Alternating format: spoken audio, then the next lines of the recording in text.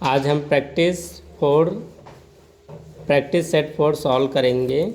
ठीक है, तो मैथ सेक्शन में ये क्वेश्चन नंबर 41 में दिया है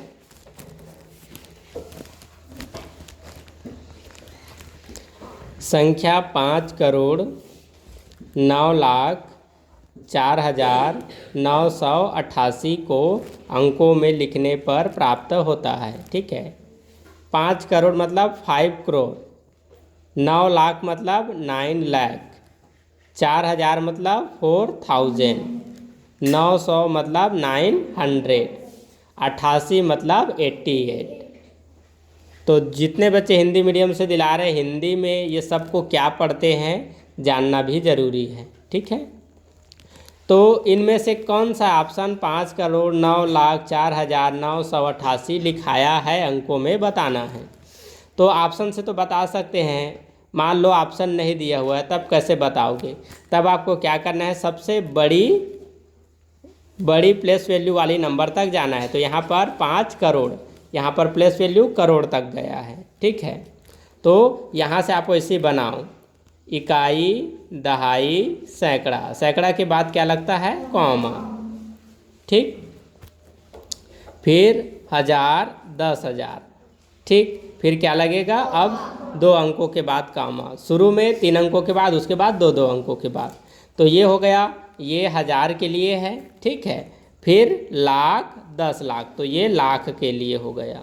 ठीक, फिर करोड़, 10 करोड़, तो 10 करोड़ में अंक 2 अंकों वाला होगा, जैसे कि 10 करोड़ है तो 2 अंक में आएंगे, 11 करोड़ है तो 2 अंक में आएंगे। तो 10 से लेकर 99 तक वो किस में आ जाएंगे, 10 करोड़ वाले में। ठीक है, लेकिन यहाँ पर 5 करोड़ बोला है। ठीक, तो 1 से जो 9 तक की संख्या है वह करोड़ बस के लिए रहेगा। तो 5 करोड़ बोला है तो ये वाला हिस्सा छोड़ दो, ये यहाँ पर आ जाएगा 5। फिर 9 लाख बोला है तो ये लाख की जगह है, 9 को यहाँ पर मत लिखना। यदि 9 यहाँ लिखोगे और यहाँ 0 तो फिर तो 90 लाख हो गया। तो यहाँ क्या लिखना पड़ेगा, 9, और ये खाली जगह में 0। फिर 4,000 बोला है, अब 4 को यहाँ लिख दोगे और 1000 का जगह ही है तो पीछे में 0 आ जाएगा। तो वैसे में तो 40,000 हो गया, तो 4,000 यहाँ पर रहेगा और यहाँ पर 0। फिर 900, तो ये 100 के प्लेस में आ जाएगा। 88, 88 मतलब 88, तो यहाँ पर लिखोगे 88। ठीक, अब यह नंबर इनमें से कौन से ऑप्शन में लिखाया है, किसमें, डी में। ठीक है, 50904988। ठीक, क्वेश्चन नंबर 42, एक गांव की कुल जनसंख्या 78,692 78,692 है। इनमें से 29,642 29,642 पुरुष है और 28,167, ठीक, मतलब 28,167 महिलाएं हैं तथा शेष बच्चे हैं। तो बच्चों की संख्या क्या है बताना है। अब इस क्वेश्चन में बस एक चीज़ समझ जाओ कि ये जो कुल संख्या है, ठीक, इसमें ये जो पुरुष की संख्या बताया है वो भी इसी में शामिल है और महिला की जो संख्या बताया है वो भी इसी में शामिल है। ठीक, और ये बच्चा जो पूछ रहा है ना, तो बच्चे की कितना संख्या है वो भी इसी में शामिल है, क्योंकि ये क्या है, कुल संख्या है। तो इसमें पुरुष, महिला, बच्चा तीनों लोगों का जनसंख्या शामिल है और बच्चे की संख्या बताना है। तो क्या करोगे, पुरुष और महिला की जनसंख्या को जोड़ो और इसी में माइनस कर दो, तो जो बचेगा वो किसका जनसंख्या हो जाएगा, बच्चों का। ठीक है, ठीक है, तो इसमें पुरुष की जनसंख्या है 29642 और महिला का कितना है 28167। चलो 2 और 7 4 6 कैरी 1 6 1 8, ओके। 9 8 कैरी, और ये टोटल कितना हो जाएगा? 5, ठीक है।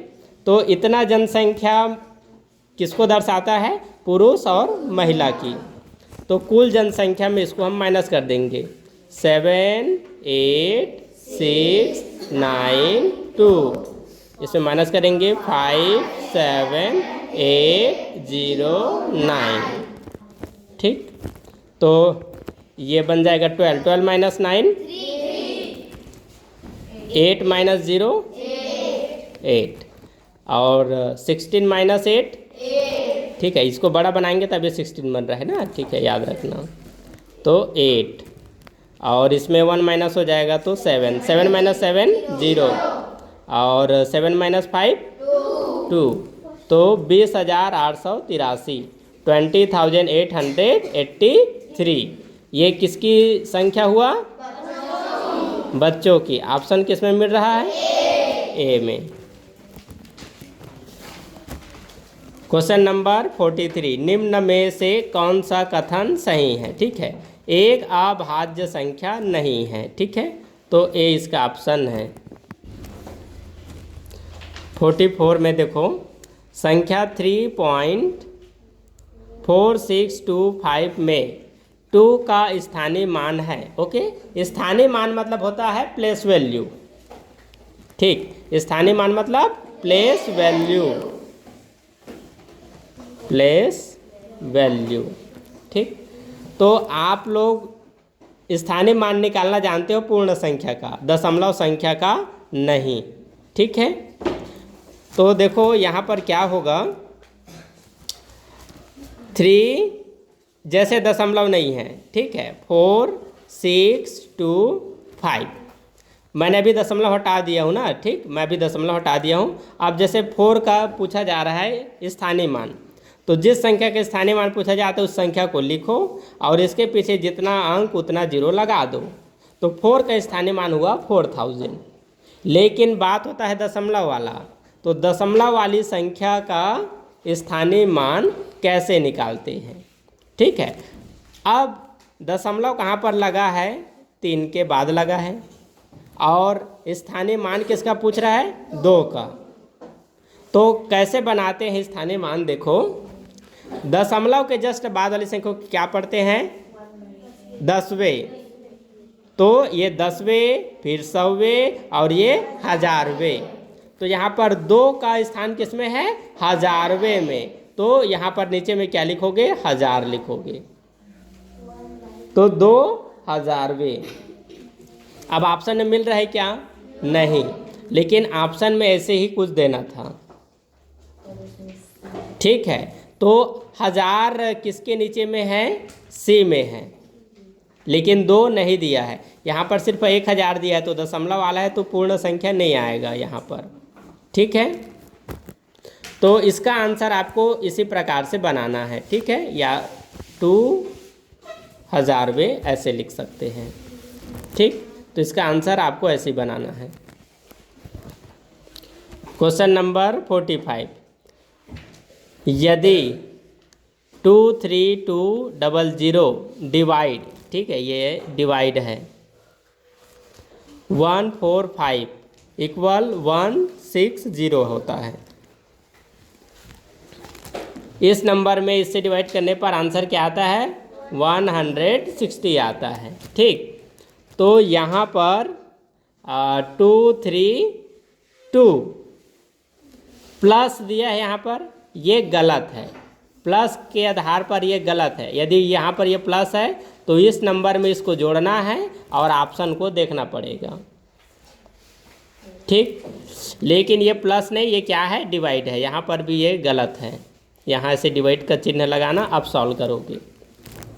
तो यहाँ पर याद रखो, यहाँ पर है दशमलव, ठीक।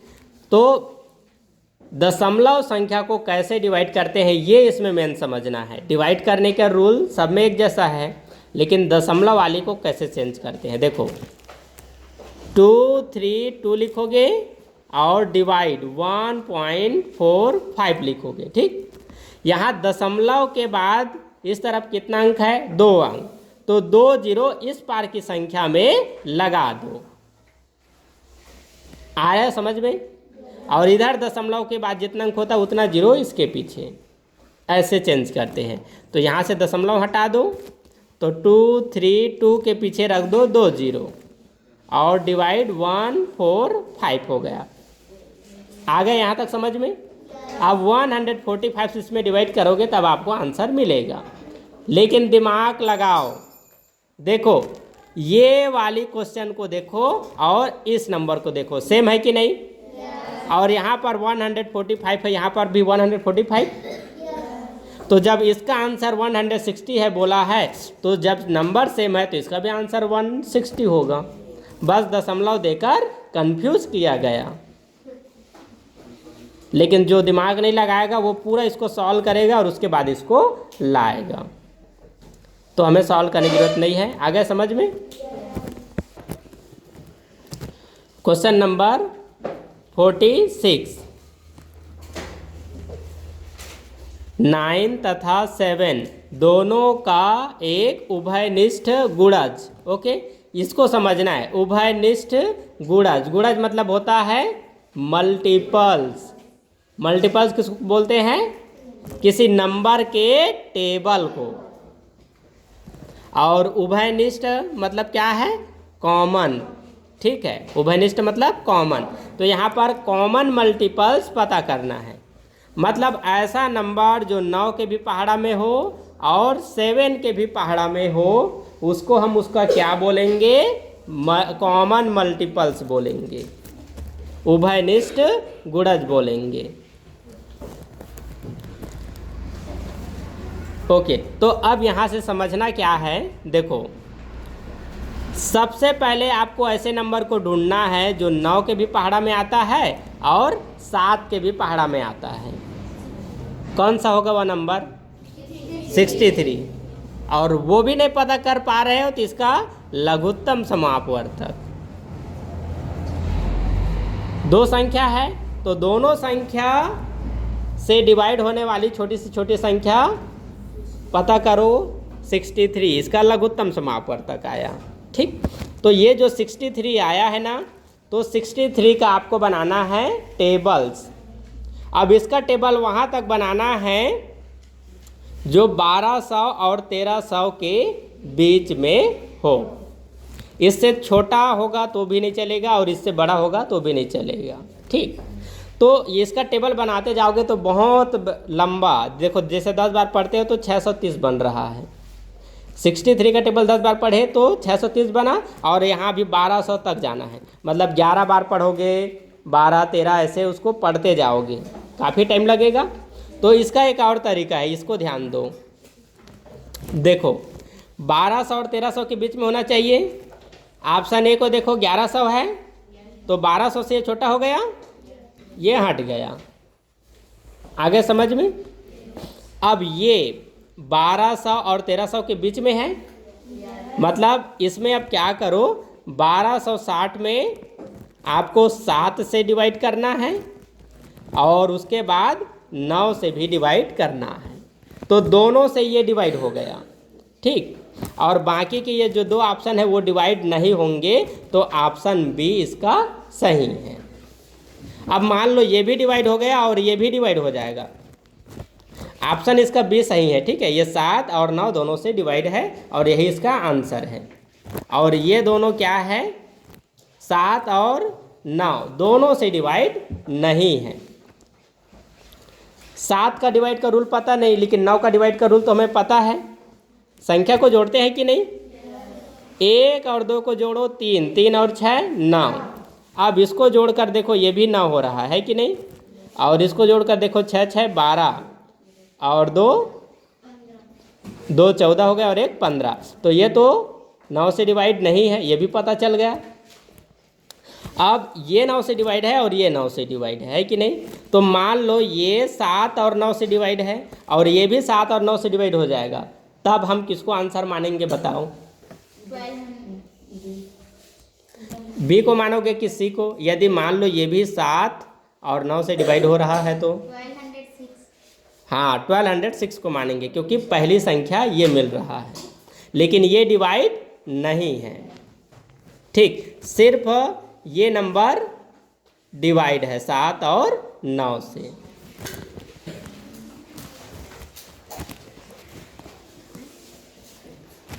क्वेश्चन नंबर 47, संख्याओं 14 और 28 का महत्तम समापवर्तक 14 है और इनका लघुत्तम समापवर्तक क्या होगा। ठीक है, महत्तम समापवर्तक मतलब HCF, लघुत्तम समापवर्तक मतलब LCM।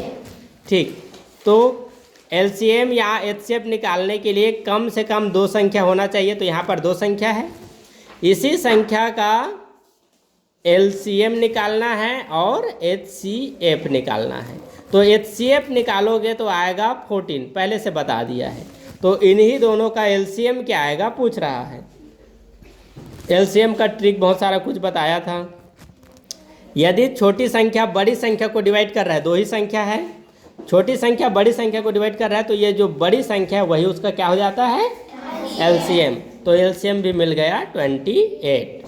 ठीक, और मान लो यही वाला तरीका से और पूछते हैं, कोई दूसरा नंबर होता तो क्या करते, जिस तरफ का 2 संख्या दे रखा है उसका आपस में मल्टीप्लाई करोगे और एक जो दिया है उससे डिवाइड करते हैं।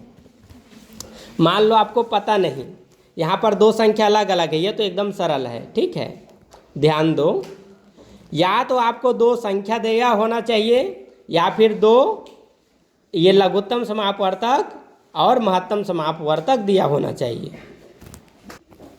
तो इस तरफ की यदि 2 संख्या दे रखा है और लघुत्तम या महत्तम में से कोई एक दे रखा है ना, तो इसका वैल्यू पता करने के लिए क्या करते हैं, जिस तरफ 2 दे रखा है उसका आपस में मल्टीप्लाई करते हैं और इस तरफ की कोई एक संख्या जो दे रखा है उससे इसमें डिवाइड करते हैं। तो 14 से 14 कैंसिल हो गया, क्या बच गया 28 आंसर। ठीक, क्वेश्चन नंबर 48, उस वर्ग का क्षेत्रफल कितना है जिसका परिमाप 8 मीटर है। यहाँ पर बात हो रहा है वर्गाकार आकृति के बारे में। ठीक है, कौन सी आकृति, वर्गाकार आकृति। अब वर्ग का क्षेत्रफल पूछ रहा है, तो वर्ग का क्षेत्रफल क्या होता है, भुजा वर्ग। वर्ग का क्षेत्रफल बराबर भुजा वर्ग, मतलब जब तक आपको भुजा नहीं मिलेगा आप उसका वर्ग नहीं बता सकते हो। तो यहाँ पर भुजा निकालने के लिए आपके पास है परिमाप, वर्ग का क्या दे रखा है परिमाप। अब बताओ वर्ग का परिमाप बराबर क्या होता है,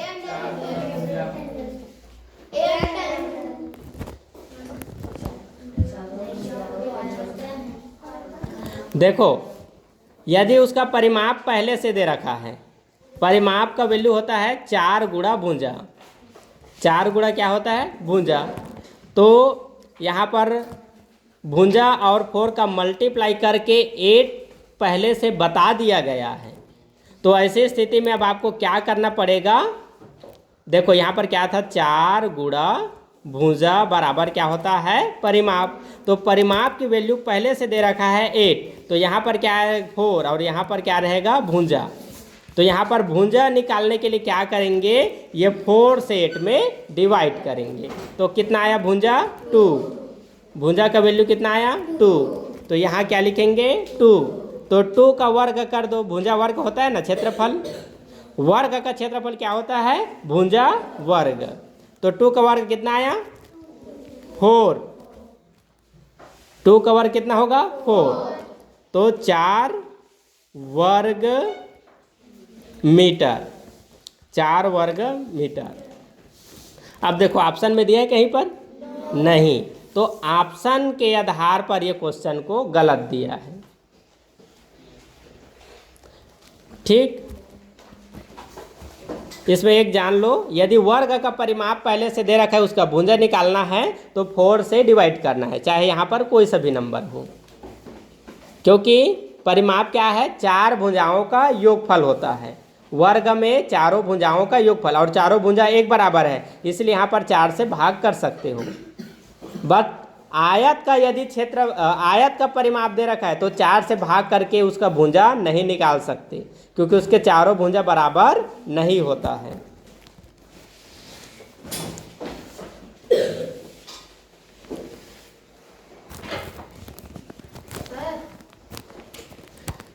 तो ये क्वेश्चन के आधार पर ये 8 नहीं होगा, ये 48 होगा। ठीक है, तो वर्ग का परिमाप क्या है? 48। तो इसका भुजा निकालने के लिए परिमाप में क्या करोगे? 4 से भाग करोगे तो कितना आया? 12। अर्थात वर्ग का भुजा कितना है? 12। और वर्ग का क्षेत्रफल क्या होता है? भुजा वर्ग, है ना। तो भुजा है 12, उसका करोगे वर्ग, तो 12 का वर्ग वैल्यू 144 वर्ग मीटर। ठीक है, ऑप्शन कहाँ मिला? बी में।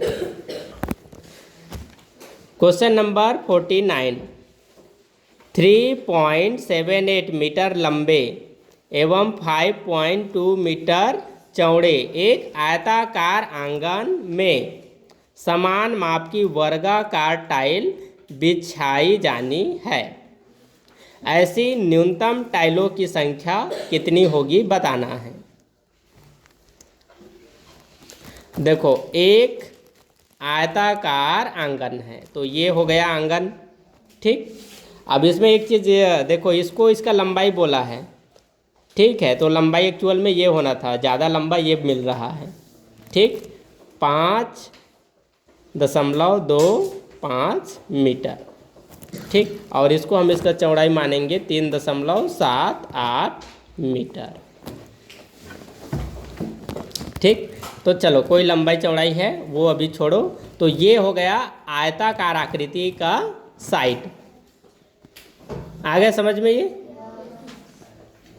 अब ये आयताकार जो आंगन है इसमें आपको टाइल्स बिछाना है। ठीक है, अब क्वेश्चन के आधार पर क्या पूछा है कि आंगन में समान माप की वर्गाकार टाइल आपको बिछाना है। तो टाइल तो बिछाओगे, लेकिन टाइल का साइज कितना होगा अब ये बताया ही नहीं है। तो ऐसे क्वेश्चन को बनाने के लिए क्या करना है? देखो, ये जो 2 संख्या दे रखा है इसका आपको निकालना पड़ेगा महत्तम समापवर्तक। क्या निकालना पड़ेगा? और महत्तम समापवर्तक संख्या क्या होता है? जैसे इन दोनों का जो महत्तम समापवर्तक आएगा वह महत्तम समापवर्तक इन दोनों का कौन सी संख्या कहलाता है? नहीं, बड़ी से बड़ी संख्या होता है। ठीक है, इन दोनों का जो महत्तम समापवर्तक आएगा, है ना, वह एक ऐसी बड़ी सी बड़ी संख्या है जो इसको भी डिवाइड करेगा और वही नंबर इसको भी डिवाइड करेगा। लेकिन इन्हीं दोनों का जो हम लघुत्तम समापवर्तक निकालते हैं, तो ये जो लघुत्तम समापवर्तक संख्या होता है वह इस नंबर से भी डिवाइड होता है और इस नंबर से भी डिवाइड। लेकिन ये जो महत्तम समापवर्तक होता है, महत्तम समापवर्तक, ठीक, तो महत्तम समापवर्तक इन 2 संख्याओं को डिवाइड करने वाली बड़ी सी बड़ी संख्या। अब यहाँ से एक चीज़ और आप लोग अभी कन्फ्यूज़न हो जाओगे कि आप लोग पूर्ण संख्या का महत्तम समापवर्तक निकालना जानते हो। अब ये दशमलव संख्या है, तो दशमलव संख्या का महत्तम समापवर्तक निकालना है। 5.25 और 3.78।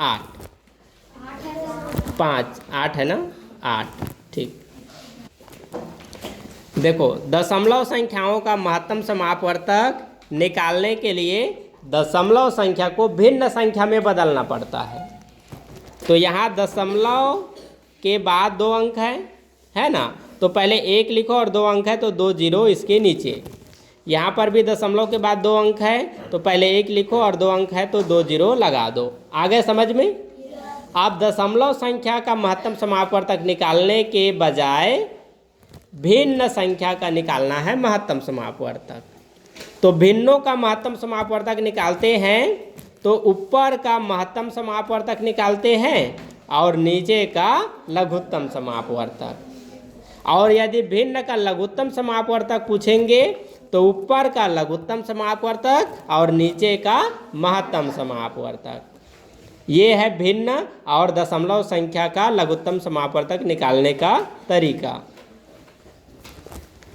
तो यहाँ क्या पूछा गया था? महत्तम समापवर्तक। ठीक, तो इनका हम महत्तम समापवर्तक निकालेंगे, मतलब बड़ा सा बड़ा नंबर जो इसको भी डिवाइड करे इसको भी डिवाइड करे 21 आएगा। और नीचे का क्या निकालेंगे? लघुत्तम समापवर्तक। तो संख्या एक जैसा है तो एक ही बार उसको लिख दो। आ गया समझ में? अब आपका ये जो साइड है वह दशमलव वाला है, इसको भी दशमलव में चेंज कर दो। तो ये 21/100 को दशमलव में चेंज करना एकदम आसान है। देखो 1 आ जाएगा पहले जीरो की जगह, 2 आ जाएगा दूसरे जीरो की जगह, देखो ये 1 आ जाएगा पहले जीरो की जगह और 2 आ जाएगा दूसरे जीरो की जगह, और जहाँ पर 1 है वहाँ पर दशमलव रख दो और उसके पहले जीरो, बस चेंज हो गया। 100 से डिवाइड करोगे तो भी यही आएगा और ये तरीका अपनाओ तो भी यही आएगा। आगे समझ में? हाँ, अब क्या करना है, तो ये जो वैल्यू निकला है यह क्या है? टाइल्स का साइड है। ठीक है, मतलब टाइल्स का क्या है? यह एक भुजा है। तो अब क्या करोगे? ऊपर में लिखो आयत का क्षेत्रफल। तो आयत का क्षेत्रफल लंबाई गुणा चौड़ाई 5.25 गुणा 3.78, और नीचे में लिखो वर्ग का क्षेत्रफल। वर्ग का क्षेत्रफल क्या होता है? भुजा वर्ग। तो ये भुजा है ना, इसका वर्ग निकालना है। तो वर्ग अभी मत निकालो, 0.21 लिखो गुणा 0.21। भुजा वर्ग होता है या फिर भुजा गुणा भुजा होता है? क्या चीज़ का? वर्ग का क्षेत्रफल। अब यहाँ से एक चीज़ समझो, देखो मल्टीप्लाई होने पर नीचे की नंबर को ऊपर से डिवाइड कर सकते हैं और इस तरफ भी नीचे वाले नंबर को ऊपर डिवाइड कर सकते हैं। तो डिवाइड की प्रक्रिया में दशमलव हटाना फिर से ध्यान दो। यदि नीचे में पीछे से 2 अंकों के बाद दशमलव है और ऊपर में भी दशमलव के बाद 2 अंक है, तो सिर्फ दशमलव को हटाते हैं ना, इसके पीछे 0 लिखो। ठीक है, नीचे क्या ऊपर में 0 मत लिखो और ऊपर के बदले नीचे में 0 लिखने की ज़रूरत नहीं है। तो यहाँ से दशमलव हट जाएगा और यहाँ से दशमलव। ठीक, अब यहाँ ध्यान दो, यहाँ पर भी पीछे से 2 अंकों के पहले दशमलव है और ऊपर में भी पीछे से 2 अंकों के पहले दशमलव है। तो यहाँ दशमलव निकालो और यहाँ दशमलव निकालेंगे तो ये 0 भी निकल जाएगा। ठीक, अब 21 से इसमें हम क्या करेंगे? डिवाइड करेंगे। ठीक है, 21 से इसमें क्या करेंगे? हम डिवाइड। तो देखो 21 से 525 में हम डिवाइड करेंगे तो 25 आएगा। ठीक, और 21 से 378 में डिवाइड करेंगे तो 18 आएगा। ठीक, तो नीचे में तो कुछ नहीं बचा, नीचे वाली नंबर से हमने ऊपर में डिवाइड किया और यहाँ पर कौन सा चिन्ह है? मल्टीप्लाई। अब इन दोनों का मल्टीप्लाई करो। ठीक है, तो 18 5 जा कितना होता है? 90, कैरी 9, और 18 2 जा 36, 36 और 9 को ऐड करो 15, कैरी 1, 45। 450 टाइल्स की संख्या होंगे। 450, यस सी। Question number 50। एक आयताकार पानी की टंकी के आधार पर क्षेत्रफल 4500 वर्ग सेंटीमीटर है तथा इसमें भरे पानी का आयतन 3.6 घन मीटर है। पानी में टंकी में पानी की गहराई कितनी है? ठीक है, तो यहाँ पर टंकी जो है घनाभ आकार में है। टंकी कौन सा आकार में है? घनाभ आकार में।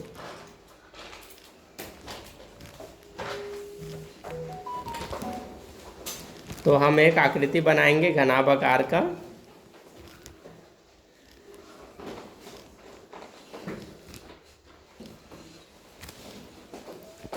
ये ठीक है, तो मान लो ये क्या है? टंकी है। तो टंकी के आधार में पानी नहीं, टंकी के आधार, एक आयताकार पानी की टंकी के आधार पर क्षेत्रफल, ठीक है। तो आधार मतलब नीचे, तो ये नीचे में पानी भरने के लिए नीचे में कितना जगह है ये पहले से दे रखा है, ठीक है। आप जैसे पानी भरते हैं तो पानी नीचे में रहता है ना, और नीचे में पहले से कुछ ज़मीन रहेगा तभी तो उस पर हम पानी डालेंगे तो रुकेगा, ठीक। तो नीचे वाली जो जगह है वह कितना है, 4500 वर्ग सेंटीमीटर है, ठीक है, वर्ग सेंटीमीटर है। तो टंकी का नीचे वाली जगह का क्षेत्रफल दे रखा है, ठीक है। और दूसरा चीज़ इसमें बोला है, यदि इसी टंकी में पूरा पानी भरोगे, ठीक है, तो 3.6 घन मीटर इसका क्या हो जाएगा, आयतन। आयतन क्या है, इस टंकी में जो कुल पानी भराएगा उसे हम इसका क्या बोलेंगे, आयतन। तो ये टंकी में कुल जितना पानी भराएगा उसकी मात्रा है 3.6 घन मीटर।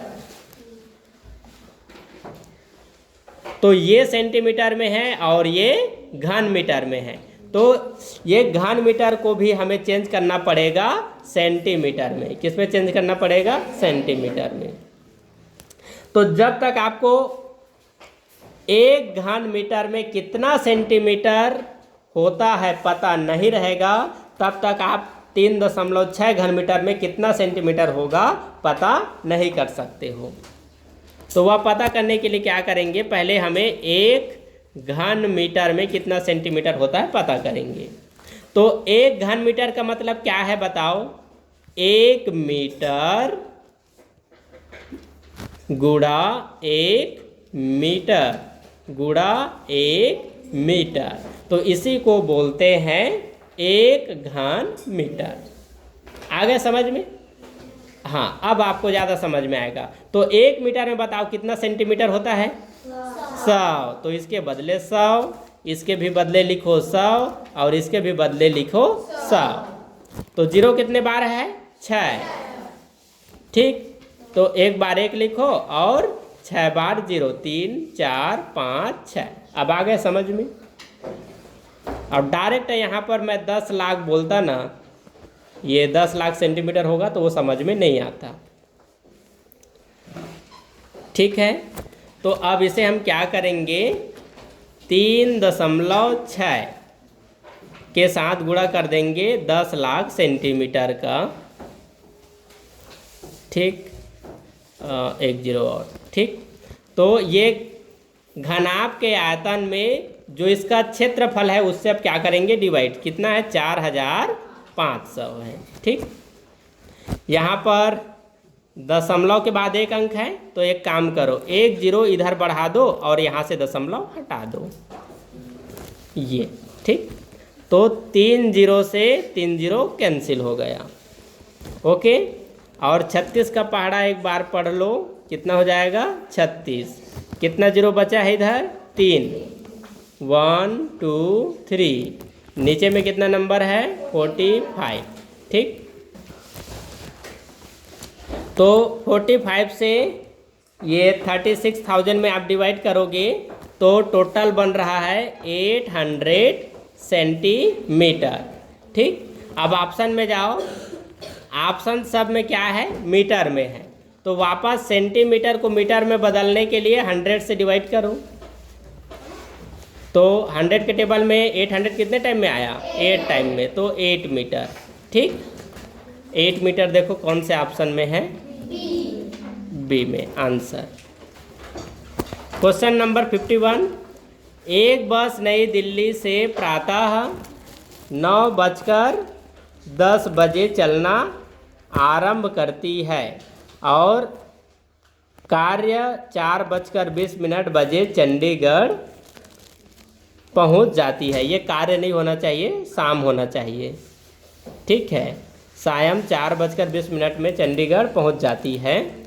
पूरी यात्रा करने में लगा समय क्या होगा, ठीक है। ये सुबह का है और ये शाम का है। तो शाम वाला 12 बजे की बाद का है, तो 4:20 को 24 घंटे के टाइम में क्या पढ़ोगे?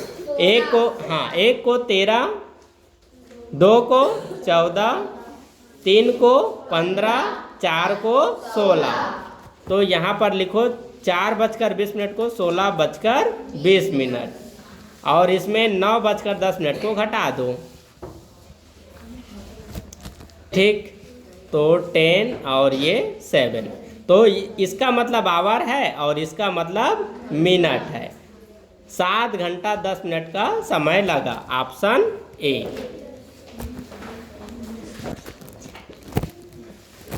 Question number 52। एक ड्रम 2/3 भाग भरा हुआ है।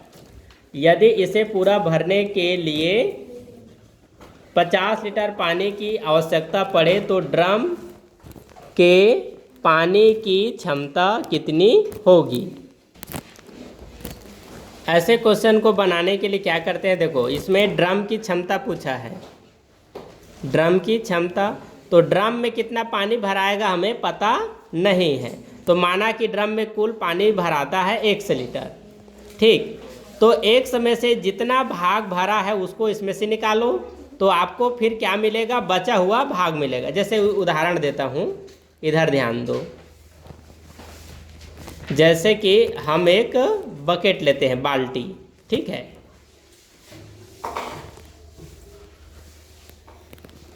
तो ये जैसे एक बाल्टी है, ठीक। बाल्टी में यदि पूरा पानी भरोगे तो 35 लीटर पानी भराता है, लेकिन 35 लीटर नहीं भराया है, मान लो सिर्फ भराया है 5 लीटर। कितना भराया है? 5 लीटर। तो इसमें सिर्फ 5 लीटर पानी भराया है, तो ये बचा हुआ भाग में और कितना पानी भराएगा बताओ? 30 लीटर। तो वो 30 लीटर को कैसे पता करोगे? हाँ, बाल्टी में जो कुल पानी भराता है ना, बाल्टी की जो कुल क्षमता है उसमें भरा हुआ पानी को इसमें हटाओगे, निकालोगे, माइनस करोगे, तब क्या बचेगा? बाल्टी का शेष भाग आपको मिलेगा जिसमें पानी की आवश्यकता है। वैसे ये है, बाल्टी में जैसे कुल 35 आता है, वैसे यहाँ पर पता नहीं तो उसको हमने माना 100 लीटर। अब इसमें जितना भाग ये भराया है उसको इसमें क्या कर देंगे? माइनस। 2/3 को क्या कर देंगे? माइनस।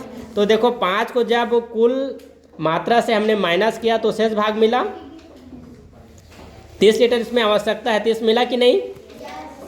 हाँ, तो यहाँ पर भी बता दिया है कि जो खाली भाग होगा उसमें 50 लीटर पानी आएगा। तो यहाँ बराबर क्या करोगे? 50 लिख दोगे, ठीक है। अब इसका मल्टीप्लाई करो 3x में 2 माइनस करो तो क्या आ जाएगा? x लिखो, नीचे में 3 और यहाँ पर 50। अब x की वैल्यू निकालेंगे, इन दोनों का मल्टीप्लाई, तो कितना आया? 15 और ये 0। x बराबर 15, 150 लीटर। अरे अभी का, तो ड्रम की क्षमता कितना निकला? 150 लीटर। ठीक, ऑप्शन किस में है? ए में। Question number 53। एक व्यक्ति साधारण ब्याज पर 2 वर्ष के लिए 20,000 उधार लेता है। 2 वर्ष बाद उसने ब्याज सहित 24,800 रुपया वापस अदा किए। ब्याज की दर, ठीक, क्या पूछ रहा है? ब्याज की दर। तो दर बराबर होता है साधारण ब्याज, है ना, साधारण ब्याज गुणा 100। ठीक है, बाई कितना होता है? हाँ, मूलधन गुणा दर होता है। सॉरी, समय। दर तो पूछा जा रहा है ना, समय। अब 2 इसमें समय है, ये उधार लिया मतलब ये मूलधन है, और वापस कर दिया तो ये क्या है? मिश्र धन है। ठीक, तो जब मूलधन और मिश्र धन दिया है तो मिश्र धन में मूलधन को घटाकर हम क्या प्राप्त करेंगे? ब्याज। ठीक, तो 24,800 माइनस 20,000। ठीक, तो 0 0 यहाँ पर 8, यहाँ पर 4, 4,800। ब्याज कितना निकला? तो ब्याज की जगह लिखेंगे 4800 मल्टीप्लाई 100, है ना। मूलधन दे रखा है 20,000 और समय दे रखा है 2 वर्ष। ठीक, तो ये 2 जीरो कैंसिल हो जाएगा, मतलब सब कैंसिल हो जाएगा यहाँ के 2 जीरो से, और फिर ये 2 जीरो कैंसिल हो जाएगा यहाँ के 2 जीरो से। तो मल्टीप्लाई करने के लिए कुछ नहीं बचा, हटा दो। ऊपर में 48, नीचे में 4, तो यहाँ पर आ जाएगा 12% दर। Question number 54। ठीक है, इसको हमें सरल करना है। तो सबसे पहले छोटा कोष्टक को सॉल्व करते हैं। छोटा कोष्टक में जिसमें कोष्टक बार है उसे सॉल्व करोगे। ठीक है, तो 11 में 5 माइनस करो 6, ये दोनों सॉल्व हो जाएंगे, क्या बन जाएंगे 6। अब 18 में 6 माइनस करो 12, तो ये भी हट जाएगा, क्या बचेगा 12। तो छोटा कोष्टक में आ गया 12। अब ये सामने में प्लस का चिन्ह है, कोई सा चिन्ह नहीं रहता तो यहाँ मल्टीप्लाई, कोष्टक के बाद कोई चिन्ह नहीं है तो मल्टीप्लाई, और है तो सिंपल इसको हटा दो। ठीक, अब 13 और 12 को ऐड करो 25, तो ये दोनों सॉल्व होकर बन गए 25। ठीक, अब इसके कोष्टक के बाहर फिर से चिन्ह दिया है तो कोष्टक को हटा दो। अब 12 और 25 को ऐड करो 37, इधर लिखना पड़ेगा क्योंकि यहाँ मल्टीप्लाई आ गया। अब इस तरफ 11 में 5 माइनस करो 6, और इन दोनों को मल्टीप्लाई 222 आंसर। Question number 55। 18% छूट देने के बाद एक वॉशिंग मशीन की कीमत 13,489 रुपया में मिलती है। ठीक, वॉशिंग मशीन का अंकित मूल्य कितना है? मतलब कि पहले ये वॉशिंग मशीन को लिया गया था तो उस पर 18% का छूट दिया गया, तब उसका कीमत घटकर 13,489 रुपया हो गया। तो पहले उसका अंकित मूल्य कितना था, MRP कितना था, वो पता करना है। पहले ये वॉशिंग मशीन कितना कीमत का था वो पता करना है, छूट करने के पहले, वही यहाँ पर पूछा गया है। तो ऐसे क्वेश्चन को कैसे सॉल्व करते हैं, देखो अंकित मूल्य कितना था हमें पता नहीं, तो उसको हम 100 मानेंगे। ठीक, अब जब हम 18% छूट करेंगे तो जो कीमत है वो कम होगा कि नहीं, होगा ना। ठीक, जैसे अभी किसी वस्तु का मूल्य 15 रुपया है तो मैं 2 रुपया कम करूँगा तो ये घटेगा कि नहीं। तो वैसे ही ये इसको हमने अंकित मूल्य माना, तो जितना प्रतिशत छूट किया है उसको हमें इसमें क्या करना पड़ेगा, घटाना पड़ेगा। तो ऐसे लिखोगे 18 और परसेंट का बाई 100, तो अंकित मूल्य में इतना परसेंट छूट कर दिया तो उसका कीमत कितना हो गया 13,489। तो यहाँ बराबर करके लिखो 13,489। ठीक, ध्यान दो, ये सब तरीका को समझो। 100 के 1 से मल्टीप्लाई 100x, 100x में 18 माइनस करो 82, कितना आएगा 82 है ना। तो 100x में 18 माइनस करेंगे 82 बचेगा, नीचे में 100 का 100, और यहाँ पर 82x लिख। ठीक है, यहाँ पर 13,489, तो इन दोनों का मल्टीप्लाई हो जाएगा 13489, 100 का 2 जीरो पीछे रख दो। ठीक, अब क्या करो 82 से डिवाइड, लो इधर ध्यान दो। तो 82 से हम इस संख्या में डिवाइड करेंगे तो हमें संख्या प्राप्त होगा 16,450, 16,450। तो पहले उसका अंकित मूल्य या MRP इतना था। ठीक है, ऑप्शन किस में है, सी में। Question number 56। एक बस 8 घंटे में 400 किलोमीटर की दूरी तय करती है, बस की औसत चाल है। देखो ऑप्शन किलोमीटर प्रति घंटा में है और यहाँ पर दूरी किलोमीटर में है, समय घंटा में है। क्या पूछ रहा है, औसत चाल मतलब चाल पूछ रहा है। तो चाल बराबर होता है दूरी, दूरी है 400 और समय है 8। ठीक है, तो 8 40 को डिवाइड करेगा 5 टाइम में 0 पीछे 50 किलोमीटर प्रति घंटा। दो व्यक्ति प्रातः 7:30 बजे एक दूसरे की ओर चलना आरंभ करते हैं। एक दूसरे की ओर मतलब एक इधर जा रहा है तो एक इधर जा रहा है, इसको बोलते हैं एक दूसरे की ओर चलना, और इसी को बोलते हैं विपरीत दिशा में चलना। ठीक, तो यहाँ पर विपरीत दिशा में सापेक्ष चाल, फार्मूला में आप लोग को मैं लिख कर दिया था। विपरीत दिशा में जब दो सापेक्ष चाल क्या होता है, आपस में जुड़ता है। तो ये पहले व्यक्ति की चाल है 4 किलोमीटर प्रति घंटा, मतलब एक व्यक्ति 1 घंटा में 4 किलोमीटर की दूरी तय करता है, और दूसरी व्यक्ति 1 घंटे में 6 किलोमीटर की दूरी तय करता है। तो दोनों का यहाँ पर सापेक्ष चाल क्या होगा, दोनों का चाल जुड़ जाएगा, तो 10 किलोमीटर प्रति घंटा हुआ। ठीक, अब इधर आ जाओ। प्रारंभ में उनके बीच की दूरी 25 किलोमीटर है, तो यहाँ पर दूरी दे रखा है 25 किलोमीटर। वे कितने बजे आपस में मिलेंगे? तो यहाँ पर बजे मतलब क्या है, समय, समय निकालना है। समय बराबर क्या होता है, दूरी बटे चाल। दूरी है 25 किलोमीटर और चाल इसको मानोगे 10 किलोमीटर प्रति घंटा को, तो 25 में आप 10 से डिवाइड करोगे तो 20 आ गया 2 टाइम में। ठीक, कितने टाइम में आ गया, 2 टाइम में, और नीचे बच गया 5। नीचे क्या बच गया, 5। सुनो, जब आपको समय निकालना है तो यहाँ पर 10 का टेबल आप जितने टाइम पढ़े हो उसका मतलब घंटे से है, उसका मतलब किससे है, घंटे से। तो यहाँ पर 2 होल नंबर है, तो ये 2 घंटा हो गया, और 5 बच गए ऊपर और 10 आ गया नीचे। तो 2 का मतलब घंटे से है, तो इसका मतलब किससे होगा, मिनट से। अब 1 घंटे में कितना मिनट होता है, 60 मिनट। तो 60 मिनट में से ये कितना मिनट बनेगा ये पता करना है। तो 60 का हम निकालेंगे 5/10 कितना होता है, तो 10 ने इसको डिवाइड किया 6 बार में, 6 पंचे 30। इसी को मुझे मेन बताना था इस चैप्टर में।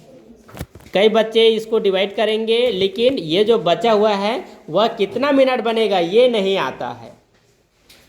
2.5 आया तो कई बच्चे लोग बता देंगे कि उसका मतलब 30 है, लेकिन उसके जगह दूसरा आ जाता है तो कई बच्चे नहीं बनाएंगे। तो ऐसे ही बनाना है, जितना बार डिवाइड हो गया वो घंटा, और जो भिन्न बचा उसे मिनट में चेंज करने के लिए 60 का जो भिन्न है उससे मल्टीप्लाई करना है। ठीक, तो 2 घंटा और 30 मिनट। ठीक, अब कितने बजे चलना प्रारंभ हुआ था, 7:30 में। तो 7:30 में 2 घंटा 30 मिनट को ऐड करो, इसको जोड़ो 9 घंटा, इसको जोड़ो 60 मिनट। तो 60 मिनट का 1 घंटा होता है, तो यहाँ से 60 मिनट हटाओ, सीधा उसका 1 घंटा इसमें जोड़ दो, तो 10 बजे। कितने बजे, 10 बजे। Option C. निम्न में से कौन सी 1.01 के समतुल्य है? ऑप्शन किस में दे रखा है, प्रतिशत में। तो ये नंबर को चेंज करना है प्रतिशत में। प्रतिशत में चेंज करने के लिए दिए हुए नंबर में 100 से मल्टीप्लाई करते हैं। ठीक, तो मैं कैसे समझ गया कि 100 से मल्टीप्लाई करेंगे, क्योंकि ऑप्शन प्रतिशत में दे रखा है। तो पहले दशमलव को हटा दो, सिंपल लिखो पूर्ण संख्या में। तो 101 का पहाड़ा पढ़ो एक बार, 101, 2 0 पीछे।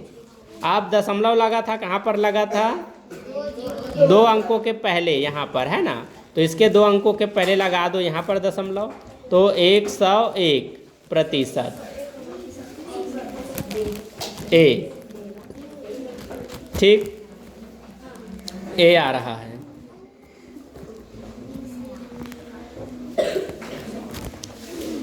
यदि किसी लीप वर्ष का पहला दिन मंगलवार हो तो उस वर्ष का अंतिम दिन कौन सा होगा? लीप वर्ष किसको बोलते हैं? जिसमें फरवरी का महीना 29 दिन का होता है। तो जब फरवरी का महीना 29 दिन होगा तो कुल साल में दिनों की संख्या 366 होगा। ठीक है, और यहाँ पर दिन है तो हर 7 दिन बाद दिन जो है रिपीट होता है। हर 7 दिन बाद दिन क्या होता है? रिपीट होता है। ठीक, तो क्या करोगे? लीप वर्ष में 7 से डिवाइड करोगे।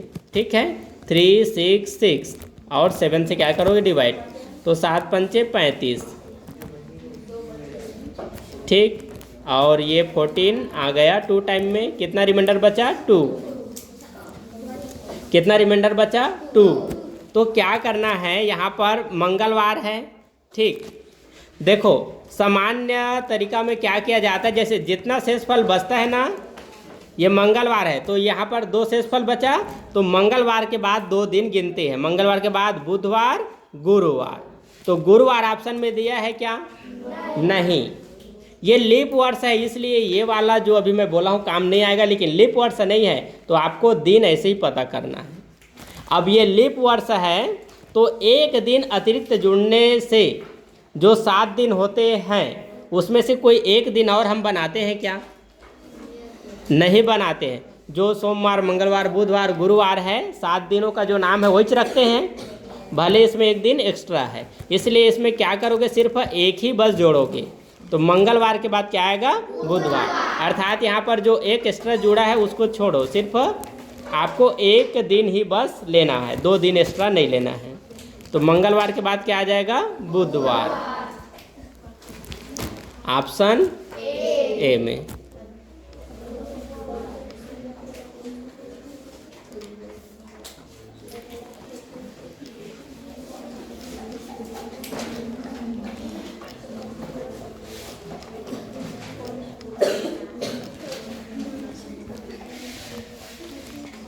ठीक है, देखो किसी व्यापारी को 31 रुपये में कोई सामान बेचने पर 7% की हानि होती है।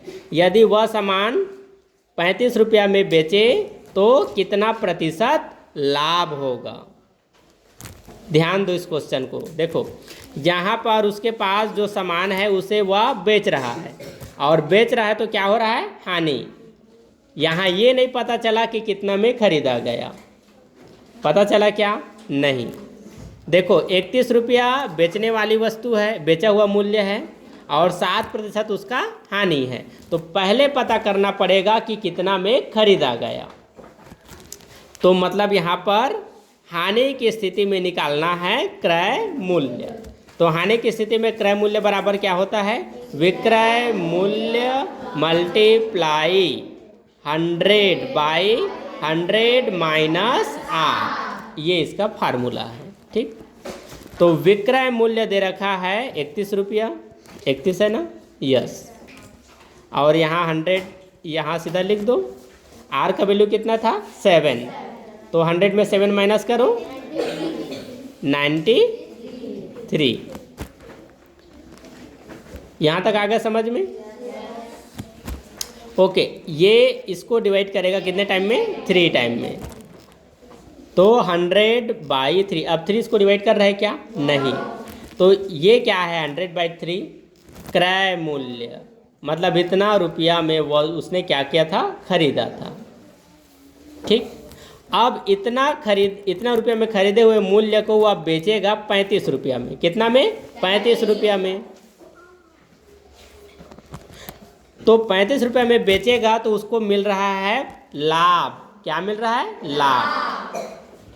तो लाभ की स्थिति में बताओ, क्रय मूल्य छोटा होता, लाभ की स्थिति में क्रय मूल्य छोटा होता है कि बड़ा? क्या होता है? छोटा। तो लाभ बराबर क्या होगा? यस, लाभ बराबर होगा विक्रय मूल्य माइनस क्रय मूल्य। तो देखो विक्रय मूल्य अब ये हो जाएगा, क्योंकि अब इतना में बेचेगा तभी तो लाभ होगा। तो विक्रय मूल्य लिखो 35 और माइनस कर दो क्रय मूल्य कितना है? 100/3। तो इसका इससे मल्टीप्लाई। ठीक है, 3 का टेबल 5 बार 15 हासिल 1, 9 और 1 10। और उसमें 100 घटा दो, 105 में 100 घटा दो 5, 5/3। ये क्या है बताओ? विक्रय मूल्य माइनस क्रय मूल्य क्या है बताओ? लाभ। तो ये कहलाएगा लाभ। ये क्या कहलाएगा? लाभ। अब क्वेश्चन में लाभ नहीं पूछा है, प्रतिशत लाभ पूछा है। तो प्रतिशत लाभ बराबर होता है लाभ गुणा 100 बटे क्रय मूल्य। क्रय मूल्य कितना था?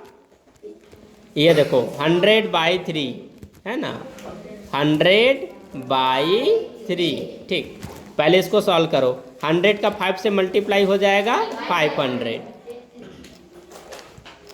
एक एक चीज़ों को समझो। ठीक, अब ये मेन फ्रैक्शन है तो मेन फ्रैक्शन यहाँ पर डिवाइड बन जाएगा, तो ये नंबर को इसके यहाँ पर लिखेंगे। ठीक, अब डिवाइड को मल्टीप्लाई में चेंज करेंगे तो 500/3 पहला सेम लिखाएगा, ये मल्टीप्लाई तो 3 ऊपर हो जाएगा और 100 नीचे, तो 3 कैंसिल हो गया और 500 को डिवाइड करेगा 5 टाइम में, तो 5% लाभ आंसर। ध्यान से देखो, इतना आसान नहीं था। यदि 3 ने 100 को डिवाइड किया तब ये ज़्यादा आसान होता।